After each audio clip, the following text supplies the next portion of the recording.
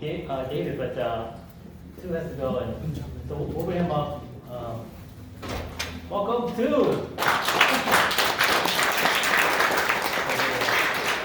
He's going to be a multi-millionaire in the making.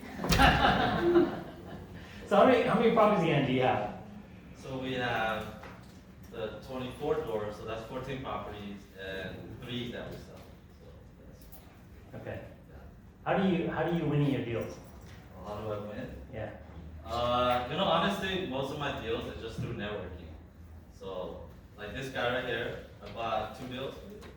I think we're doing a deal with David. So just through networking, you guys go and you meet people, and you just keep reaching out to like everybody else that's out there. I have partners that, they're learning too, so they find deals that bring to me and just help them analyze the deals. Just be out there, be a resource to other people. That's how you get the deals. Yeah. For me anyway, so most of my deals are just through networking. Yeah, like I said, this is the contact sport, guys. You got to contact people and talk to people to get deals. So, how many of those deals are actually from friends? Well, so I start networking, I meet friends. I mean, some people weren't friends before, right? But they're interested in real estate, so you have that common ground. So I start talking about that, and so you have people that are like, they focus on wholesaling, right? So those become friends as well too, just because, we're all in the same industry. And so, I think almost 90% are from friends. Wow, see? Yeah. And then I did, like, we closed a deal with one of my buddies, moved down to Oklahoma, right? So he needs to sell his house. So the first person he thinks about is me, because, I always tell him that I'm investing, right? Or I'm in real estate. So he sold it to me, right? That's how you do it. Yeah, that's crazy. Yeah, some people search, some people get a hold of David, but to get the great deals, right? Get the friends. Okay. Yeah. I'm also an agent as well. Oh, okay. So I'm at Creative Results, if you guys know that. Yeah. But David recruited me a long time ago, but he left because he got to do his own thing. The thing is that, like, earlier we were talking about, if you guys are new, right? When you start out, you don't need to go network and stuff like that, but your first, like, 2, 3, 4 deals, you guys could just do it the traditional route. Like, talk to an agent that is investor friendly, like David, right? David was the first person I met when I moved to Minnesota here, that do real estate. I reached out to him. He used to be a Marine. He's still a Marine, but he was stationed in San Diego. So I used to live in San Diego. So when I moved up here, I looked for some guy that has reference to San Diego. So I reached out to him, and so he invests himself, so he'll know how to guide you guys through your first 2, 3 deals. We'll just do the traditional route. Like, that's easy, and it's not difficult at all. You won't require that much money. You won't. You can still look through the market with them, and that's fine, right? Then after that, then you can start like being more creative. But by that time, you'll start building a network already, and so you can start reaching out. Right? So my first couple of deals is just market, but after that, it's more advanced after that. So to be a landlord, what does it take to be a landlord in St. Paul? Oh, so it's because we have to. Well, we'll talk about that. Let's talk to people. Let's just say, what do you need a license? You need a license. No, you don't need a license. Okay, what else do you need? You should go take the landlord class that the city offers, right? Just so you know. But I think being a landlord, because we mainly buy in whole, so that's why I'm talking about being a landlord.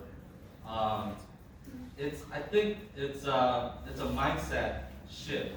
Okay, I guess everything's a mindset, but the landlord mindset, you have to really think of. I say this because it took us a while to get there. Your tenants will not take care of your property like you will. Okay? If they're really good at taking care of properties, they're probably going to buy their own properties already. And I don't mean it in a bad way where tenants are bad or whatever like that. It's just that, I mean, I was a tenant for like 21 years, right? I grew up under Section 8. So it's just that tenants will not care about your property as much as you, right? Because you're the one that spent the time to purchase and everything like that. So if you treat your tenant like, if you think that your tenant will take care of it like you're gonna have a lot of headaches. Because they won't clean up the house as good as you. And so when you go visit, you're gonna be like, and stuff like that. So they might mess things up here and there. They might break lights. They might break. So what licenses? If you know licenses? No license. What does the city look at particular way? So I think in Minneapolis you need the license of the city, but that's just a paperwork bill. I thought you had to have some sort of like code enforcement looks at your. Oh yes. So they do especially in St. Paul. Most of my properties are in St. Paul. Where's everybody live? St. Paul? St. Paul. Minneapolis? Wisconsin? Okay, so you guys are kind of pretty happy. Next throughout. Okay. So mainly in St. Paul, they'll come and it's fire inspection. They just want to make sure the property is fire safe, so that in case of a fire, there's escape routes. They have different grades, right? A, B, C, and D. So if they come and check, when your property is due for inspection, they'll write you a letter saying, hey, we gotta come inspect the house. So they have a checklist of things. You can find this on the St. Paul website. And so you just need to repair everything that's on the list. It's mainly for fire safety. So it's like, the alarms need to work. Fire alarms, carbon monoxide alarms. The doors need to be able to open. Windows need to be able to open and stay open. Just for safety stuff. So. Is there a fee for that? Yeah. Well, yeah. There's a fee. It's like 100 something. So it's a minor fee that they gotta come and do the inspection. If you don't pass, then they have to re-inspect. So the more time they come out, the more fee you're gonna approve. Yeah. Are there any recent policy changes with tenants and landlords that are a barrier to the current status with the pandemic? I've heard of some things in St. Paul that have really restricted trying to be a landlord or owning property. Oh, I was laughing earlier because there is something in the works for that, but with the pandemic, of course, there's the eviction moratorium, right? But that's been lifted, so you could evict people. But during the pandemic, I did not have any issues. All my tenants paid. Yeah. Yeah, I have a question. Okay, so we have a rental, but I guess the question about the inspection part that you're talking about, we've never had an inspection. Are we supposed to report to the city that we have a rental, or how does that work? Yes. I'm You're supposed online, to I just let rented it out, so. Alright, don't video her. So when we say this, Yes, part over there. So yes, when you rent a house, you're supposed to report to them that you're renting this house. And yeah, they'll give you a certificate of occupancy for the house. When they come inspect it, to make sure that it's safe. So is it too late now then? Because I've already, okay. What is it? Because I've had them for almost a year, so. It's fine. You can just I can still do it now. Yeah, then. do it now. Yeah, Okay. it's fine. But when the city find out, they're not gonna really do much to you. They'll just ask you to do the inspection. Okay. So they'll come and inspect the property. And you said, who do we contact? It's a city. You can call the general city number and just say that you need to get a rental license. They'll just direct you to the right department. Yeah. Okay. So, too, and I guess this, I'll ask Chai you too. So, I'm interested in the bottom line of this property.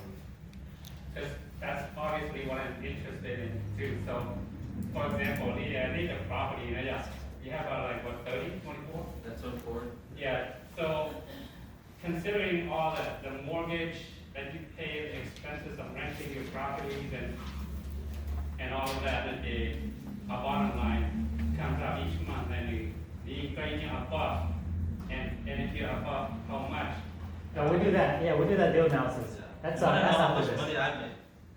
Yeah, how much money you make, too? We're gonna shut that off. No, we don't make that much, guys. Okay, well, let's just say, how much money should you be looking for? Yeah, to each work? property, we average about, we still self-manage, so each property with self-management too, we look at about $400-500 per property per unit. But that's because we self-manage. So if you don't self-manage, you should probably subtract that by, I do the math. $200 or something like that. So if you don't self-manage, you should make around like at least $150 to $200 per unit. Here in this in St. Paul, this market.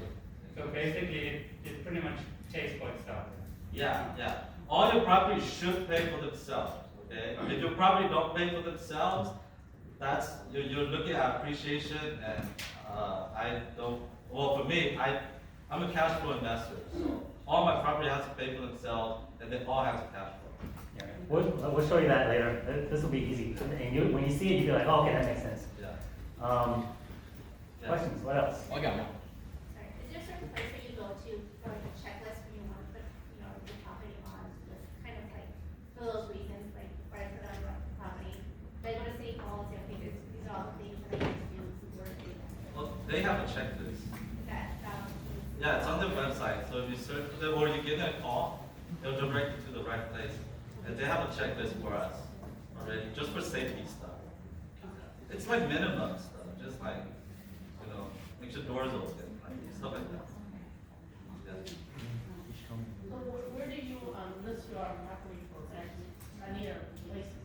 Oh, right now, the market here is like, I don't know how everyone is, but our market is super strong. So if you just put it out, Hmong town, village, you're gonna get like 10 calls already. And then you post it on Facebook, you'll get another 20 calls.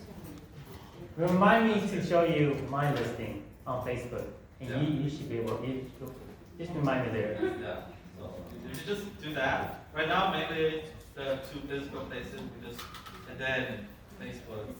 And then, well now apartments.com, because we use that to do the payment.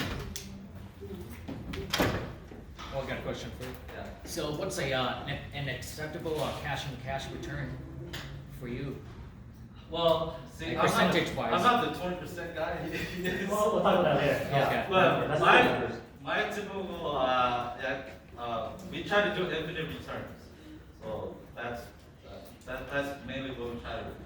So we mainly focus on the burst strategy so that we can pull all of our money back out. So basically, if the deal's perfect, we should not have any money on the deal. So that we take all the money back up, we go on to the next project. So then if you do that, you divide that by 0, and that'll be infinite return.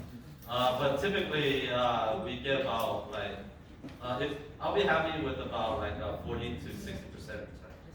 If we have to leave some money in the deal. Oh, I'm not even getting that much. But Okay, so do you guys know what that means? Infinite returns. Okay, so let's say he gets, let's say 50% return, right?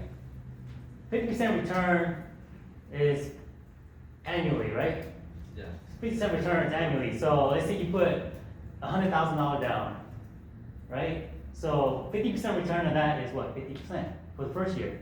And then the second year is 50%. So that's 100%, right? So then you are out, right? In 2 years, you made all your money back out, right? So you take that money out, and that's infinite. Now that property is making money for you over and over again. yeah. And that's what he's looking for. That's what we're teaching him today, right? So then you take that, and somebody talked about scaling, right? How do you scale? That's how you scale. You take that, in 2 years, you get that property back, and you take that 100,000 and do the same thing over again. Yeah. That's what he's talking about. And there's an advanced strategy to that where you can milk out more money, Yeah. which is what he's talking about the burr, but oh, man, I don't think we have time because he has to go. You know, you could stay longer. We talked about it online too, so Okay. yeah. So like right now, are you not working now, or are you just managing your property? No, so I'm still working, guys. I'm in IT and I work at St. Paul College, down the street here. So I've been in IT like right after college. How do you manage So- 24 property and still work? Yeah, that's the challenge. So it's So hard. I love my job. I'm not one of those guys that hate their job. They're like, oh, I hate the job. I'm gonna go do real estate. I always wanted to do real estate. I just didn't get the right partner. So finally, I married my wife and got the right partner. Then started doing real estate. But and we didn't have money to do stuff. But yeah, I love my job. But it is to a point where we're at 24 units now. It's getting difficult to manage. We're at that weird phase where we yeah, it's getting difficult to manage, so I will have to quit my job. But that's part of this year. How many, Yeah. talk about that today, how many people know the 3 rules about money? No? Come on, guys! You make money, Make money work for you. right? You save money, and you multiply money. Yep. So, he's had multiple streams of income. We talk about making money, right? He's got his W-2, right? Yeah. And he's got his real estate stuff, right? His wife got another business, Yeah. selling Hmong clothes, Yeah. right? Yeah. So that's like 3. What else you got? Well, I'm an agent. Is it agent? Some agent. 4, right? So you want this whole big pipeline of money, right? That's number 1, making money, right? And he's taking that money, saving it up, right? Now how do you multiply that money? You buy property. He's taking it back to buy the properties, Yeah. so he can multiply that. Which is what? Infinite returns, right? And that itself is like multiplying as well. So it's just like a game at this Yeah. point. So what was the biggest? So being a landlord, what's the biggest hassle that you know that you've seen? I mean, it's with dealing with tenants, right? Yeah. That's the biggest hassle. So, Tenants, toilets, tenants, toilets. yeah. You see toilets. Yeah. There are a lot of toilets you gotta fix. Not that much. See, everybody keeps talking about like, oh, you gotta fix toilets. But I mean, at the beginning when we started, Yeah. I do have to go do some of the work, right? But now that we built a team, like I'm a plumber, like the roof was leaking from the 2nd floor because the toilet was up there, it's messed up. Yeah, just call my plumber and you just go fix it, right? So once you start doing it, you build a system together with your teams, right? I call everybody that works with me, they're my teams because, you know, like my plumber, I don't even ask him for how much anymore because we have that trust where we've been working together a lot, right? So when that happens, I'm just like, hey, his name's Papu, so I just like, hey Papu, go, can you check this out, this property, just go fix it, and send me the invoice, right? So because I'm still working my full-time job, we're running our businesses, my wife's still doing her thing, sort of. And so, yeah, you just need to call the people. Like, this is the thing I learned doing this, right? You're gonna have a lot of headaches dealing with your tenants, but remember, like, it's someone else put food on their table to do those jobs. So you don't have to do those jobs. Like, like one of the biggest, like you asked about that, one of the biggest obstacle was trash for us. Because tenants will leave trash behind, or we bought some property that's like super trashed out. And I was like super scared of it because I thought I have to go clean up all this trash, right? But there are people that will clean it for you, and they're gladly cleaning for you, right? You just need to pay them something that's fair, and that helps them out too. It's like, don't think of it like, oh, you're cheating them by making them clean your trash, and you're not cleaning. No, they want to clean the trash so they can get some funding for themselves too, right? So you're helping them out by giving them that opportunity to go and clean. So that's where like turnovers and everything now too. We have like a couple of people that we use for turnovers. So you know, I'm hoping that as we go, I could hire some of these people full time. Right? So it goes back to all part of connecting with people, right? He's connecting with people, you know, finding partners. Somebody asked about contractors. How are you finding contractors? Well, contractors, you just gotta, well, first start with the group. So just message the group. We have different people that we work with, right? So, you know, start with that. And then you just have to like continue to network and reach out and, you know, I mean, they say go to Home Depot and talk to those guys as well. My wife started doing that like a year ago, and we found some contractors that way too. So you see people that are out there at Home Depot's like buying materials, most of them are contractors. And then just get referrals from other people. Like I got a really good one from David. He's doing like 3-4 of my projects. Right. So you just gotta, Yeah. And in the group, we're all investors in the group. We just say, hey, who does a good roof? Who's a good plumber? Yeah. And then we just kind of use the same person again. And they kind of get the hint, all right, we're all the same people. Yeah. You know, we're all passing the same information out. And then that builds trust to that contractor, so they're all gonna do a good job. And we can always say, if that contractor is not good, don't use that, yeah. right?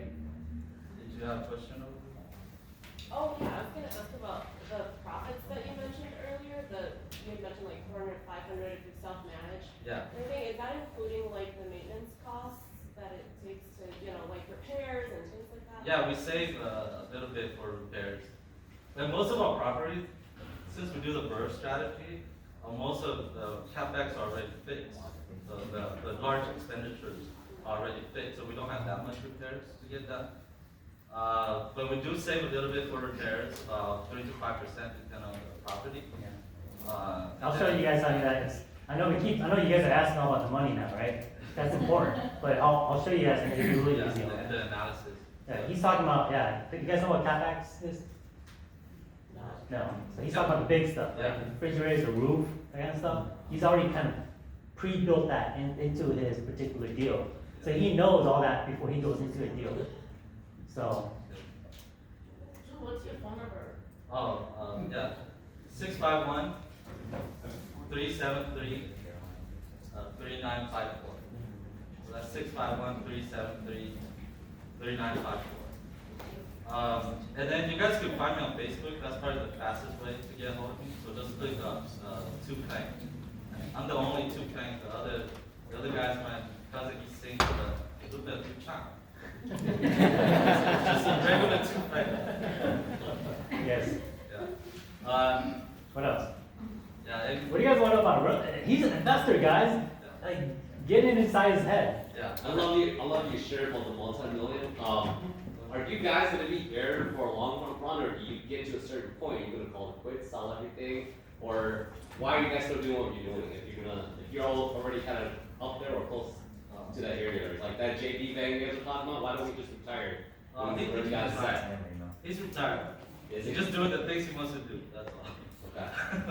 There's a difference between like working and like working on the things you want to work on. Yeah. So you guys are doing what you love to do, right? I'm good for the long haul. So this shirt right here, I wear this. I know why he does it. But what you're saying is your goal, right? What do you Yes. want out of that, right? Right. I want 40 million as my target. You have to figure out your goal somewhere, right? My original goal was hit a million. Yeah. I'm already past that. So like my next goal is 40 million, right? Now I can't be doing the same thing. I have to go a different level. That's why I sat down with Koo. Yeah. And 5 minutes, it was like, oh, holy cow, okay. Gave me the strategy. So you gotta connect with people and just give you that little tip. But don't reach out to him right now if you guys haven't started. He's No, I mean it in a serious way because even if you meet him and you want to talk about investing with him, you don't know the terminology to talk to him about it. You're not gonna sit there. So you want to like build a little like something for yourself first, so you can tell him like, hey, this is where I'm at. Then he could give you some advice, right? But if you meet him right now, you're brand new, like he doesn't know how to help you. Come meet two. Yeah. Two is going to help you. Me too.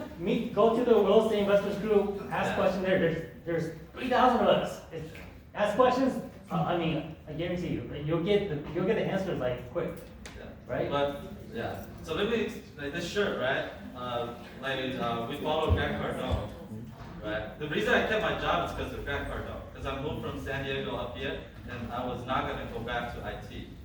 I was just gonna do real estate full time, but he talked about you need to make money, right? It doesn't matter what you do, you have to make money first, right? So if you already have W-2, right, you don't have to quit that W-2. That's a source of income. So don't quit don't quit like one source of income to go build another source of income that's probably gonna be less than your original source, right? That doesn't make sense. So you need to like whatever income you have right now, like find ways to make that bigger, right? Then before you leave it, like I'm gonna be leaving soon. I'm leaving it because I just have way too much stuff with my real estate that needs my attention.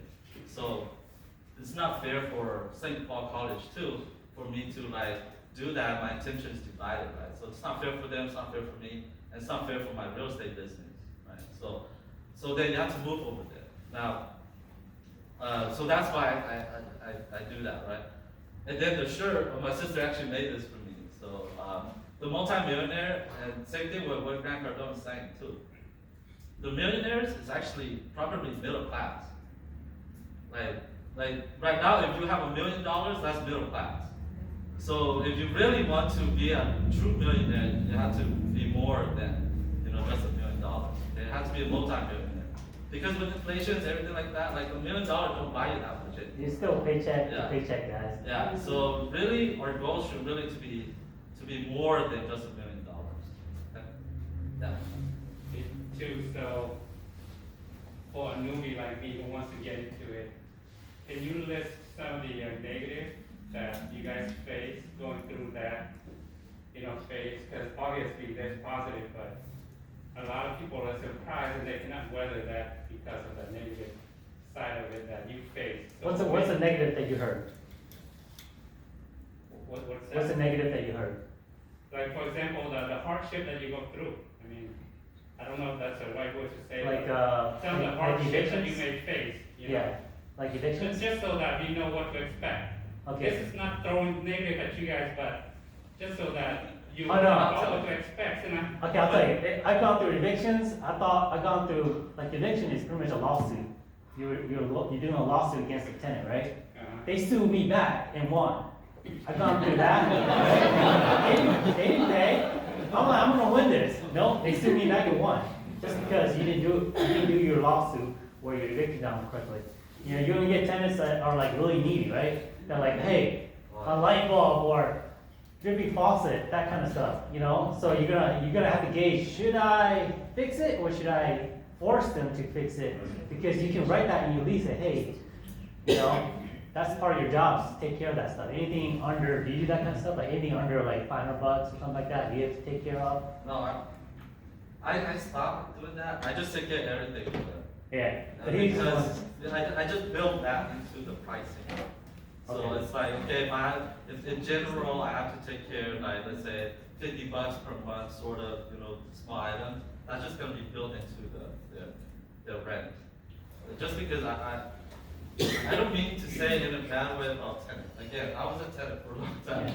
But it's because the tenants, like, when it's, for us and in my experience, when we argue about something that's like $10, they get really mad. But if you like just increase their rent by like $20, they don't care.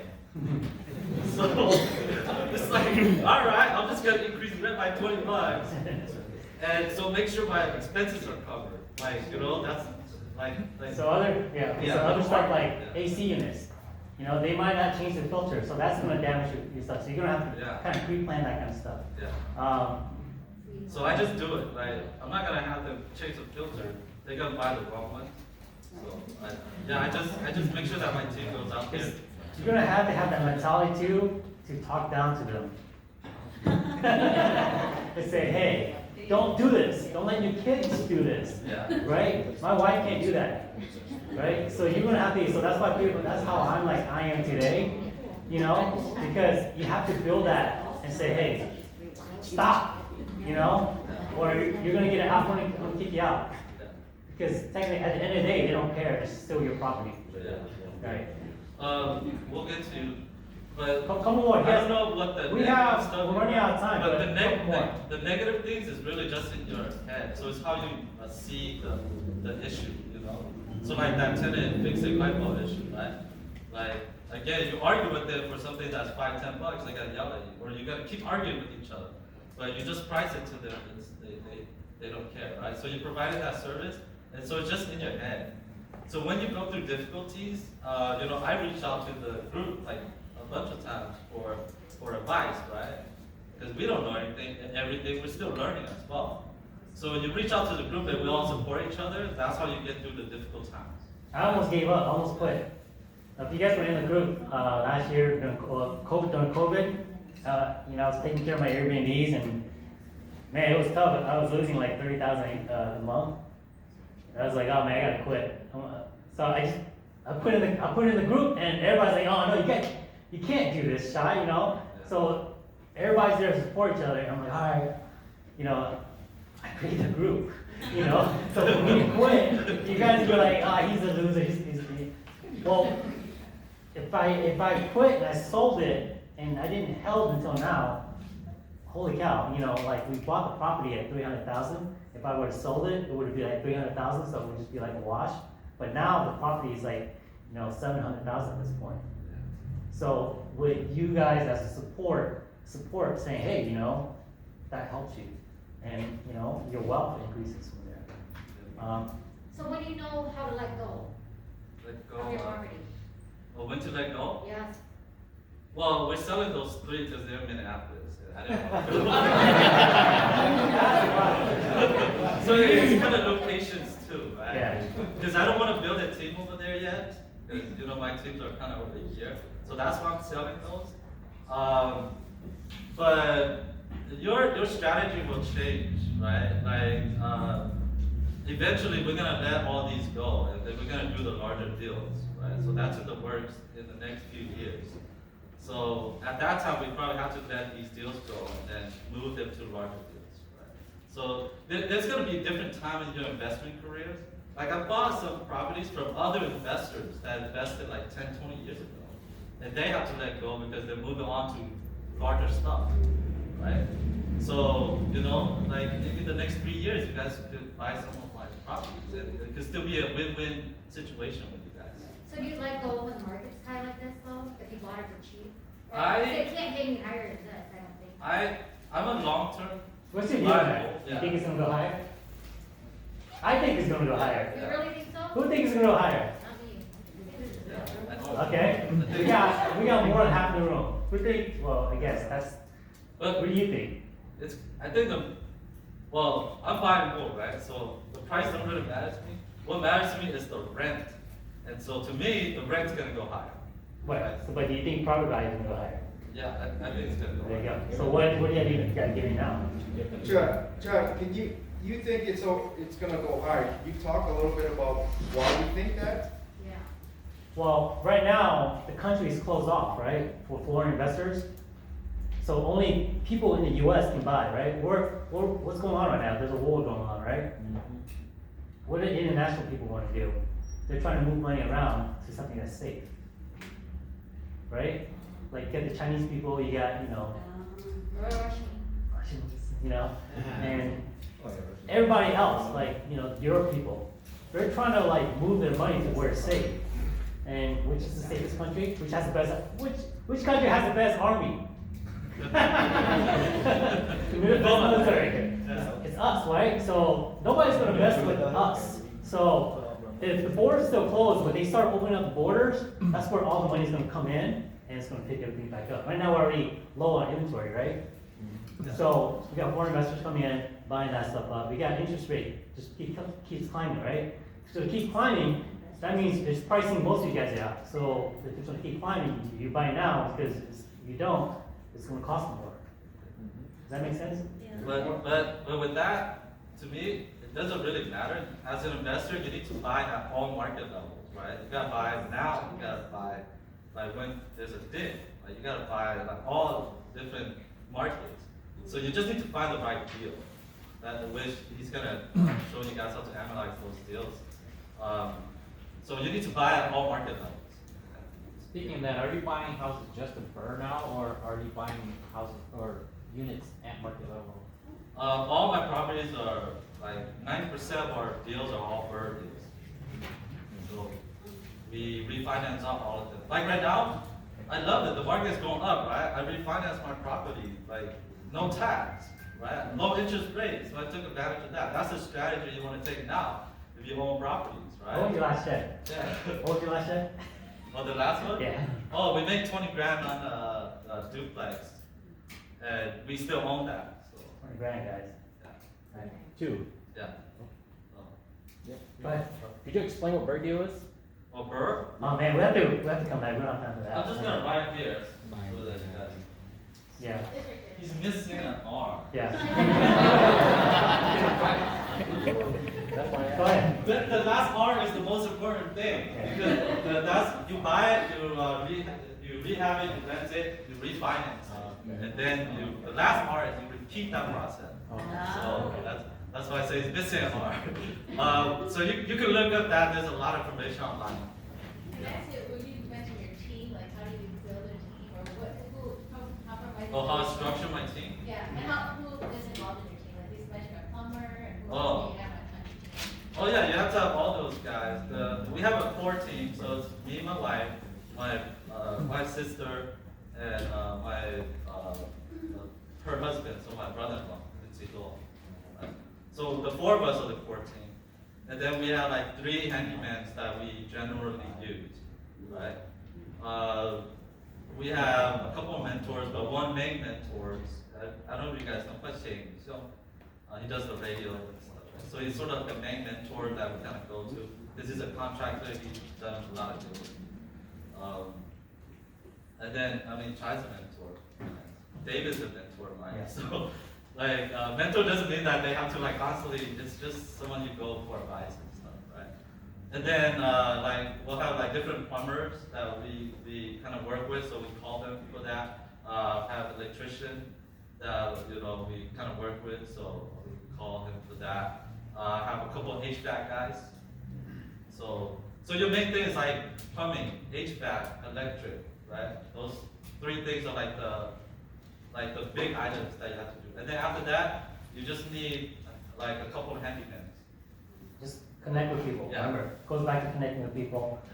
Connect with people, connect with two. Yeah. Again, you don't need to search for yourself anymore. Two already has the contacts. Yeah. So you connect with him, be friends with him. Hey two, who's your AC guy? Yeah. His AC guy knows two. And then he's gonna be like, okay, you contact, hey, I know two. They're gonna work with you. So it's all about connection. Yeah. Listen.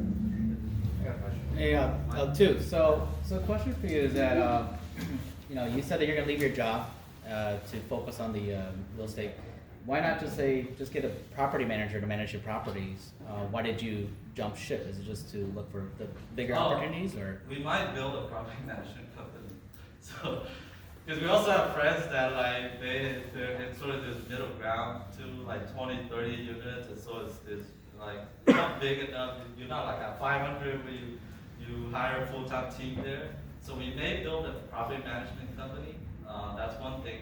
The other is because we want to scale to larger. So that's gonna be with all the work that we do already. Basically, I'm gonna do the same type of work, but my full-time job at that point will be to build and to scale to larger projects. So I've been wanting to do that at the very beginning already, but I just didn't have the experience for it, right? And so it took me 5 years now, where I built enough connections where I think we're ready to scale to larger projects. Anybody else? So she when I got say a larger question. project, I mean Okay, yeah. Let's go. apartment complexes. Yeah. So she has a question, but she's a little shy, so I'll ask her. So this question is to Tu and Chai, and it might spill over to Linda too. So you said that you started investing roughly about a decade ago.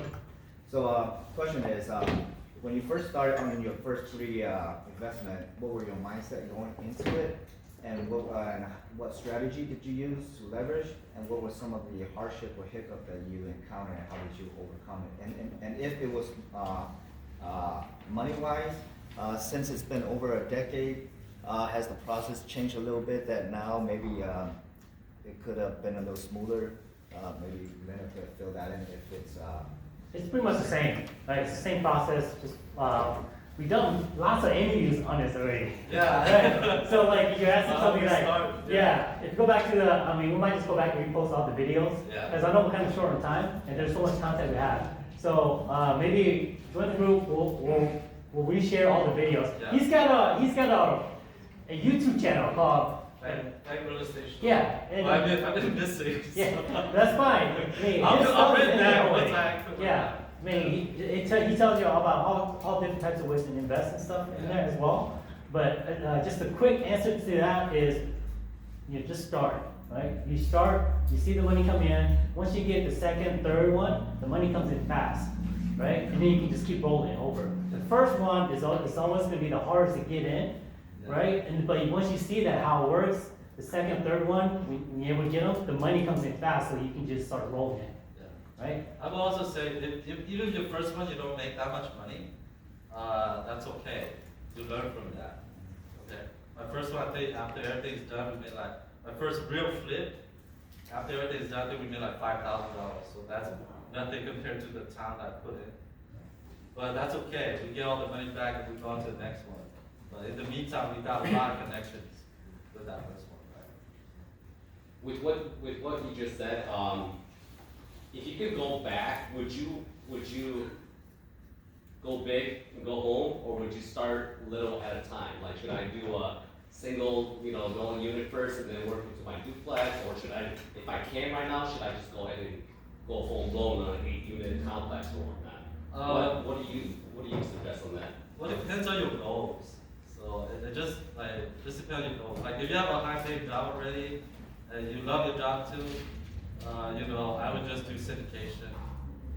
So that you'll just do large units with other partners. I think that's the safest and easiest route to do. And then so you're more just like really investing, learn that investment side, and so you don't have to do all the little stuff that I do. How much hands-on you want, right? Right. Yeah. If you wanna go 100% just all in, it's gonna take a lot of time. I started out small, but that's the only thing I could afford was something small. So it's up to you. If you have all that money, just go big, right? The bigger the better. But I took this route to go big, right? So, but because I don't want to be, well, we can talk about syndications later, but I want to run the syndication. So I want to sponsor the syndication. I want to find the syndication, right? I don't want to be, I'll invest as well, but so that to itself is its own business, right? So I'm trying to build my business skills to run in syndication. So that's why it took me this long, because I was reaching out, trying to learn as much as I can about it. Right? So if you want to take that route, then I think if you want to run your own syndication later, or do the big projects that you want to sponsor, you want to be the person that structures those deals, then you should probably spend some time, like a good 3 years, to really learn that. And so in the process that you're learning, you should do some smaller deals, and you should, do sort of what we do and stuff. The BRRRR strategy is from syndication. It works with smaller units, but it's all the big guys. That's all they do. They buy the property, they stabilize it, they raise rents, the value goes up, they refinance out of the property, and they keep the property. Yeah, so his property, like probably 5 years from now, Grant is probably gonna refinance it, give you guys like a bunch of money back, and then you still own the asset. Yeah. So. All right, last question. Would you guys recommend, investing in St. Paul right now? Because I heard that there was rent control put in place. Yeah, that's what I was laughing. I'm part of the rent control task force. Trying to. Task force. Yeah. Well, it's volunteer work, but because there's different stakeholders, and so I'm trying to represent a smaller networks there. To me, I don't know, like one of my mentors, Michael, right? To me, once the issue, once all the policies been passed, then I'll deal with it. I know that as investors, we'll find ways to structure the rent. Honestly, rent is probably gonna go up for the tenants. Just based on what I see. And so the tenants are gonna end up paying for rent. And so as investors, we probably still gonna make the same amount. And I feel bad because, I really rather the tenants don't pay that much. I'd rather they pay a little, and I still make profit, right? So your question is, should you still invest in St. Paul? I'm invested here. I'm still gonna continue to buy properties here. You know, look at it more like you're providing housing services, right? And so if you don't go clean out these like houses around here, like no one else is going to, right? So you're also like trying to help your community, right? So you don't invest here, our community's gonna, you know, become Milwaukee or something. Only invest is numbers right. Yeah. Right. Yes, make sure your numbers work, and then you'll be fine. But I think the policy, it's 3% increase. That's the general thing for the rent control. It's 3% increase per year, and sometimes we don't even increase more than 3%. So I think it's not gonna affect us that much. All right, so how do people get a hold of you too? Yeah, so yeah, I do have my YouTube channel that I used to interview people. I only do it just because I want to talk to people about real estate. So if you guys want to do your own show, you guys should. Call him late at night. Yeah. He wants to talk about real estate, just call him late at night. Yeah. And I'm particularly interested in like couples that invest together because you know my wife and I we invest together, so we really want to empower couples to do it together. So you can search the YouTube channel, Spike Real Estate Show. I also do a radio show with my mentor, Buddy Bussing. So we do that every Saturday, 8 to 9. Not this Saturday because we're prepping for this. And then just search me on Facebook, Tu Feng, Lu Fa on Facebook. And then again, you know, if you guys want to write my numbers down, you guys can reach out to me. So that's 651-373-3954. 651-373-3954. And sometimes, you know, like we drink coffee together. Sometimes I do some consultation session, especially for new investors too, because everybody starts out differently. So it's really like what your goals. We all start differently, and we all have different goals. So it's really about mapping, like, okay, your first like 2 to 3 years to lay the foundation for your investment. And depending on what you want, then you should use different strategies. And then also depending on your starting point, right? Like that guy has like 500,000, so he's gonna start different than like when I started, right? So, yeah, for sure reach out to me. All right, guys.